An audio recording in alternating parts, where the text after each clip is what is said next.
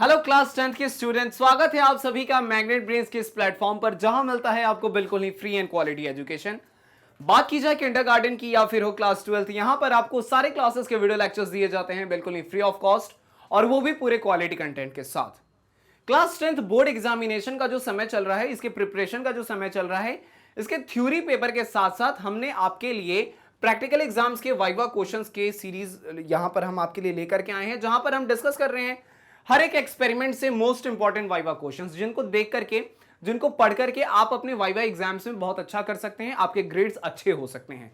तो मैं शुभम श्रीवास्तव स्वागत करता हूं आप सभी का class 10th biology most important viva questions की सीरीज में। और आज हम डिस्कस करने वाले हैं अपने एक्सपेरिमेंट नंबर 3 को। तो एक्सपेरिमेंट नंबर 3 से कौन कौन से मोस्ट इंपॉर्टेंट वाइवा क्वेश्चंस पूछे जा सकते हैं, इसके ऊपर आज का हमारा डिस्कशन होगा। तो देखते हैं कि एक्सपेरिमेंट 3 हमसे कहता क्या है। एक्सपेरिमेंट 3 हमसे कहता है कि to show experimentally that carbon dioxide is given out during respiration. तो कहने का मतलब है कि रेस्पिरेशन के दौरान जो कार्बन डाइऑक्साइड है वो रिलीज होता है और हमें यही चीज बताना है। तो इसके लिए हमने एक्सपेरिमेंट किया, हमने अपने प्रैक्टिकल कॉपी में इस चीज को नोट किया, सब कुछ किया, अपने स्कूल में प्रैक्टिकल किया। अब हमारी बारी है कि हम इससे रिलेटेड कुछ वाइवा क्वेश्चंस की प्रैक्टिस कर लें, ताकि जो एक्सटर्नल साहब आएंगे हमारे स्कूल में, हमारे एक्सटर्नल आएंगे जो हमसे क्वेश्चंस अराइज करेंगे वाइवा के, हम उनका बिल्कुल ही बिंदास तरीके से आंसर कर सकें। तो एक एक करके देखते हैं कि भाई हमसे इस टॉपिक से कौन कौन से क्वेश्चन पूछे जा सकते हैं इस रेस्पिरेशन से रिलेटेड। तो सबसे पहले सर आपसे आएंगे और बोलेंगे कि आपने ये एक्सपेरिमेंट किया, आपका आंसर होगा सर हाँ हमने किया। तो आपने किया तो इसको आपने क्या सीखा? आपने बोला कि सर हमने ऐसे ऐसे किया, ऐसे ऐसे किया, ऐसे ऐसे किया। तो चलिए आप ये बता दीजिए मुझे कि ये रेस्पिरेशन क्या होता है। रेस्पिरेशन से रिलेटेड है ना ये एक्सपेरिमेंट। तो हो सकता है पहला क्वेश्चन आपके सामने आ जाए कि बता दो भाई कि ये रेस्पिरेशन क्या होता है। तो फिर हम क्या याद करेंगे कि रेस्पिरेशन क्या होता है।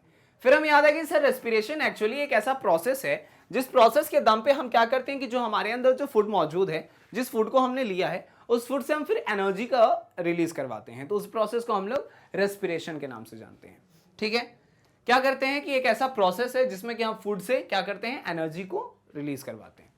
तो कहने का मतलब है कि the process by which cell breaks down the food material to produce energy and CO2 is called respiration, cellular respiration. ठीक है, बेसिकली होता कुछ ऐसा है कि जो हमारा फूड है जैसे कि लिखता है यहाँ पे कार्बोहाइड्रेट। तो कहने का मतलब है कार्बोहाइड्रेट क्या है, C6H12O6, ये हमारा कार्बोहाइड्रेट हो गया।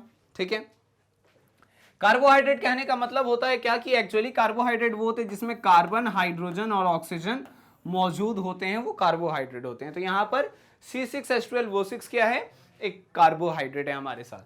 यहां पर क्या होता है एक्चुअली ऑक्सीजन आता है और क्या करता है इस फूड का, ये चूंकि ये क्या है, ये ग्लूकोज है, ये ग्लूकोज है, फूड का फॉर्म है।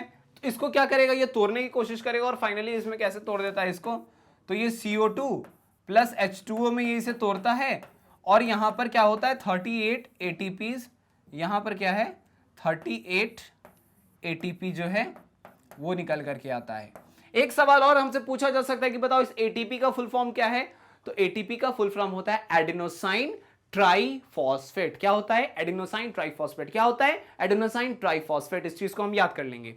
ठीक है, तो 38 ATPs यहां पर निकल करके आते हैं। This is respiration. वही चीज कह रहा है कि एक ऐसा प्रोसेस है जिसमें कि सेल जो होता है, cell break down food material जो ग्लूकोज के फॉर्म में, कार्बोहाइड्रेट है ये एक तरीके का, and produces energy in the form of ATP। ये ATP 38 ATP क्या है, तो ये क्या है, ये एनर्जी का फॉर्म है, ये एनर्जी है। ठीक है, ये एनर्जी है। इस एनर्जी को साथ साथ CO2 निकल रहा है हमारा। ठीक है, इज कॉल्ड रेस्पिरेशन। ठीक है, तो यही रेस्पिरेशन होता है। कुछ नहीं है सर, जो हमने फूड लिया था, इस फूड से क्या करना है, मुद्दा क्या होता है इस फूड से कि इस फूड से हम एनर्जी ले सके। ऐसा होता है कि अगर आप सुबह से आप शाम तक खाना ना खाओ और शाम को बोला जाए कि चलो आप 1 किलोमीटर की दौड़ लगा दो, तो आपके अंदर कहीं ना कहीं थकान ज्यादा आ जाएगी। कहने का मतलब ये है कि सुबह से आपने खाया नहीं है, तो आपके अंदर जो जितना रेस्पिरेशन तो ऐसे चल ही रहा है, लगातार चल रहा है। लेकिन चूंकि आपके अंदर ये चीज मौजूद नहीं है फिलहाल, तो क्या होगा कि आप दैट अमाउंट ऑफ एनर्जी नहीं प्रोड्यूस कर पाएंगे और आप जल्दी थक जाएंगे। और अगर आपने सुबह से खाया है, जैसे आप नॉर्मल रूटीन में रहते हो, और शाम को बोला जाए कि 2 किलोमीटर की दौड़ लगा दो, तो शायद आपके लिए ये चीजें आसान हो जाएंगी, क्योंकि आपके अंदर उतना प्रॉपर एनर्जी जो है वो बन रहा होगा। समझ में आ रही है चीजें। तो ये होता है रेस्पिरेशन। सर ने हमसे बोला रेस्पिरेशन क्या है, हमने सर को आंसर कर दिया कि सर कुछ नहीं, ये छोटा सा प्रोसेस है। इस प्रोसेस ऐसे तो है ये कॉम्प्लेक्स प्रोसेस, कहने का मतलब है कि एक ऐसा प्रोसेस है जिस प्रोसेस के नाम पे जो फूड हमने दिया है, इस फूड से फिर हम क्या करेंगे, एनर्जी को रिलीज करवाएंगे। इस फूड का ब्रेकडाउन होगा और फिर इस फूड से हम क्या करेंगे, एनर्जी को निकालेंगे, एनर्जी, फिर उस एनर्जी का हम लोग डिफरेंट एक्टिविटीज में हम लोग उसको यूटिलाइज करते हैं। सो ये रहा रेस्पिरेशन। इसको नोट कर सकते हो, स्क्रीनशॉट निकाल सकते हो कि फिर बाद में पढ़ करके हम अपने एक्सपेरिमेंट नंबर 3 जो है हमारा, उसका ये पहला क्वेश्चन है कि फिर बाद में हम एक छोटा सा रिवीजन करके हम अपने वाइवा एग्जाम के लिए जा सकते हैं। ठीक है, आगे बढ़ते हैं हम अपने क्वेश्चन नंबर 2 की तरफ। तो कहता है कि state the difference between respiration and photosynthesis. तो रेस्पिरेशन और फोटोसिंथेसिस के बीच में हमें डिफरेंस बताना है। अगर हम बात करें कुछ रेस्पिरेशन और फोटोसिंथेसिस की, तो हमें याद है कि फोटोसिंथेसिस, अगर हम यहां पर इस तरीके से लिखने जाएं, तो अगर हम यहां पर फोटोसिंथेसिस की बात करें, एक तरफ हम लिख देते हैं यहां पर फोटोसिंथेसिस और एक तरफ हम यहां पर लिख देते हैं रेस्पिरेशन। ठीक है, रेस्पिरेशन। ठीक है, हमें फोटोसिंथेसिस में देखने को मिला था कि यहां पर कार्बन डाइऑक्साइड था वाटर के साथ और ये मिलकर के फाइनली हमारा C6H12O6 ये बना रहा था। इधर हमें C6H12O6 जो मिला, इधर से बना बनाया, फिर हमने इसको CO2 में तोड़ दिया। तो कहने का मतलब कुछ ऐसा है कि यहां पर हमें देखने को मिल रहा है कि छोटे छोटे चीजों को लेकर के एक बड़ा मॉलिक्यूल हम बना रहे हैं और यहाँ पे इस बड़े मॉलिक्यूल को हम लोग छोटे टुकड़ों में तोड़ रहे हैं। ठीक है, और एक प्रोसेस होता है जिस प्रोसेस को कहते हैं मेटाबॉलिज्म। तो मेटाबॉलिज्म क्या होता है, एक ऐसा प्रोसेस है जिसमें कि जो बॉडी के अंदर डिफरेंट डिफरेंट केमिकल एक्टिविटीज चल रही हैं, उसे हम लोग मेटाबॉलिज्म के अंदर रखते हैं। दैट इज कैटाबॉलिज्म हो गया, एनाबॉलिज्म हो गया, ये मिलकर के बना रहे क्या, तो ये मिलकर के बना रहे हैं मेटाबॉलिज्म। ठीक है, तो ये हम समझ गए। अब हमसे डिफरेंस पूछ रहा है, रेस्पिरेशन में क्या कर रहे हैं, हम एनर्जी का सिंथेसिस करवा रहे हैं, फोटोसिंथेसिस में क्या हो रहा है, हम फूड का सिंथेसिस करवा रहे हैं। इस फोटोसिंथेसिस के मदद से जिस फूड को हम बना रहे हैं, इसी फूड को यूज करते हैं हम इस वाले प्रोसेस में फॉर एनर्जी। ठीक है, तो यही कहानी है टोटल। कहता है वही कुछ ऐसा कि respiration is a catabolic process and photosynthesis is anabolic process. मतलब वही चीज यहां पर बोल दिया कि ये जो फोटोसिंथेसिस है, यहां पर देख रहे कि हम छोटे छोटे टुकड़ों को जोड़ करके एक बड़ा मॉलिक्यूल बन रहा है। सो हमने इसको क्या नाम दिया, हमने इसे एनाबॉलिक प्रोसेस नाम दिया। और वहीं यहां पर एक बड़े मॉलिक्यूल को छोटे छोटे टुकड़ों में तोड़ा जा रहा है, तो हमने इसे कैटाबॉलिक प्रोसेस का नाम दिया। बहुत ही छोटा सा क्वेश्चन था। अगर आपके वाइवा में आपके एक्सटर्नल आपसे ये क्वेश्चन पूछते हैं तो हम इसका बिंदास तरीके से आंसर आप कर सकते हो। इसको भी आप नोट कर लो, स्क्रीनशॉट निकाल लो, फिर बाद में रिवीजन करने बैठो तो बहुत जल्दी आपसे हो जाएगा। ठीक है, अब चलते हैं हम अपने क्वेश्चन नंबर 3 की तरफ। कि उधर हमारे एक्सटर्नल साहब हमसे क्या पूछ सकते हैं, हमारे सर हमसे ये पूछ सकते हैं कि बताओ जरा, तुमने इसके ऊपर एक्सपेरिमेंट किया है, हाँ सर किया है, सब कुछ जानते हो, जानते हो तो ये बताओ कि sir why are germinating seeds and floral buds used to demonstrate experiments on respiration. तो रेस्पिरेशन के ऊपर जब हम एक्सपेरिमेंट्स करते हैं तो इस दौरान जर्मिनेटिंग सीड्स या फिर फ्लोरल बर्ड्स का यूज किया जाता है। ऐसा क्यों? तो ध्यान से देखो तो ये जर्मिनेटिंग सीड जो हैं या फिर फ्लोरल बर्ड्स की बात की जाए तो ये वो समय होता है, वो दौर होता है जिस समय ये जर्मिनेटिंग सीड जो है बिल्कुल ही ज्यादा ग्रोथ रेट में, अपने ग्रोथ वाले सिचुएशन में होता है। मतलब कि इनमें ग्रोथ का जो है ना रेट, हायर ग्रोथ रेट होता है यहां पर इस समय इनमें। ठीक है, ग्रोइंग स्टेज होता है इनका। तो चूंकि इनका ग्रोइंग स्टेज होता है तो इसके लिए इनको क्या होता है, ग्रोइंग स्टेज के लिए इनको एनर्जी की जो रिक्वायरमेंट है, एनर्जी की रिक्वायरमेंट है वो हाई होती है। और एनर्जी की रिक्वायरमेंट हाई होती है तो एनर्जी, ज्यादा एनर्जी के लिए क्या करेंगे, ये रेस्पिरेशन जो है वो, रेस्पिरेशन का जो इनके अंदर जो रेट है, रेस्पिरेशन का जो रेट है वो भी इनके अंदर बढ़ा हुआ होगा। तो मतलब कहने का है कि यहां पर बात की जा रही है that is about active respiration. यहां पर हम बात कर रहे हैं किस चीज का, तो हम यहां बात कर रहे हैं एक्टिव रेस्पिरेशन का। तो यहां पर एक्टिव रेस्पिरेशन जो है वो ज्यादा देखने को मिलेगा। ठीक है, और एक्टिव रेस्पिरेशन जब ज्यादा देखने को मिलेगा तो हमारा ये जो रेस्पिरेशन पे जो ये हमारा जो भी रिजल्ट होगा, हम उसे जो भी एक्सपेरिमेंट हम कर रहे हैं, हमारे लिए रिजल्ट का पता लगाना ज्यादा आसान हो जाएगा। तो कहता है क्या कि जर्मिनेटिंग सीड्स हैं या फिर फ्लोरल बर्ड्स हैं are under rapid growth period, so they carry out active respiration. तो ये चूंकि रैपिड ग्रोथ पीरियड के में होते हैं ये, तो इनके अंदर एक्टिव रेस्पिरेशन होता है। और जब एक्टिव रेस्पिरेशन होता है तो फिर हमारे लिए एक्सपेरिमेंट करना आसान हो जाता है, हमारे लिए रिजल्ट्स की फाइंडिंग करना आसान हो जाता है। हम जल्दी से अपना ऑब्जर्वेशन कर लेते हैं, कंक्लूजन बना लेते हैं, रिजल्ट हमें मिल जाता है। तो इस तरीके से हमने 3 क्वेश्चंस को किया। चौथा क्वेश्चन हमसे क्या पूछा जा सकता है, चौथा क्वेश्चन हमसे पूछा जा सकता है क्या कि why green leaves or other green parts of a plant are not used to demonstrate the process of respiration। साथ साथ ये भी होता है कि रेस्पिरेशन के लिए हम लोग नॉन ग्रीन पार्ट्स का यूज करते हैं, ग्रीन पार्ट्स का यूज नहीं करते। क्यों नहीं करते कि अब देखो रेस्पिरेशन में क्या हो जाएगा, रेस्पिरेशन में एक्चुअली हो जाएगा कि जब हम यहां से C6H12O6 को हम लोग यहां से एनर्जी निकालेंगे, कार्बन डाइऑक्साइड निकल जाएगा इधर से, तो क्या हो जाएगा, और फिर यहां पर क्या है कि अगर हम ग्रीन पार्ट्स पे स्टडी कर रहे हैं, ठीक है, ग्रीन पार्ट्स पे अगर हम स्टडी कर रहे हैं तो ग्रीन पार्ट्स में क्या हो रहा होता है, तो ग्रीन पार्ट्स में होता है फोटोसिंथेसिस। ग्रीन पार्ट्स में कहां हो रहा होता है, तो ग्रीन पार्ट्स में हो रहा होता है फोटोसिंथेसिस।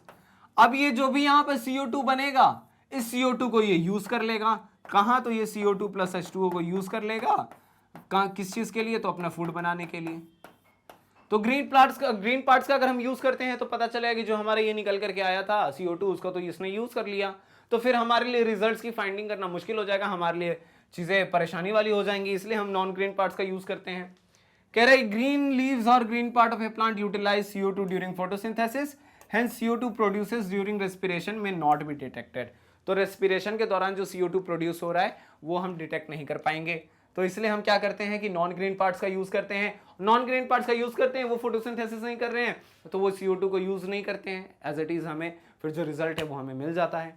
ठीक है, बहुत ही आसान क्वेश्चन है, इसको भी आप नोट कर लो, स्क्रीनशॉट निकालो। फिर हम पांचवें क्वेश्चन की तरफ चलते हैं कि पांचवा क्वेश्चन हमसे क्या पूछ सकता है, हमारे एक्सटर्नल साहब हमसे क्या पूछ सकते हैं।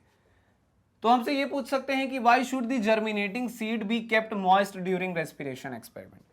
तो रेस्पिरेशन के एक्सपेरिमेंट के दौरान ये जो जर्मिनेटिंग सीड्स हैं इनको हम लोग मॉइस्ट क्यों रखते हैं, तो मॉइस्ट हम इसे इसलिए रखते हैं ताकि इनका ग्रोथ जो है उसमें आसानी से हो सकता है। कहता है germinating seeds require moisture for growth, तो मुद्दा है बस ग्रोथ का, ग्रोथ के लिए इनको मॉइस्चर चाहिए।